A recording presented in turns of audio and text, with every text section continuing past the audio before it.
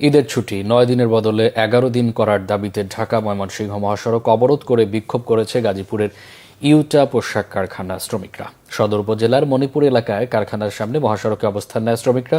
কারখানা কর্তৃপক্ষ ঈদে ৯ দিনের ছুটি ঘোষণা করলে শতাধিক শ্রমিক কাজ বন্ধ রেখে বিক্ষোভ করে। পরে সেনাবাহিনী গিয়ে শ্রমিকদেরকে বুঝিয়ে মহাসড়ক থেকে কর্মস্থলে ফেরান। শ্রমিকরা জানান, সরকার ঘোষিত ছুটির বাইরে বাকি ছুটির জন্য অতিরিক্ত ডিউটি করিয়ে নিয়েছে কর্তৃপক্ষ। গাজীপুর শিল্প পুলিশের পরিদর্শক আব্দুল লতিফ বলেন, শ্রমিকরা তাদের ২ দিন ছুটি বাড়ানোর জন্য সকাল থেকে বিক্ষোভে যোগ দেয়। এদিকে কোনাবাড়ির জরুন এলাকায় আলিফ গ্রুপের ৩টি প্রতিষ্ঠান অনির্দিষ্টকালের জন্য বন্ধ ঘোষণা করেছে কারখানা কর্তৃপক্ষ। সকালে শ্রমিকরা কারখানার গেটে বন্ধের নোটিশ দেখতে পায়।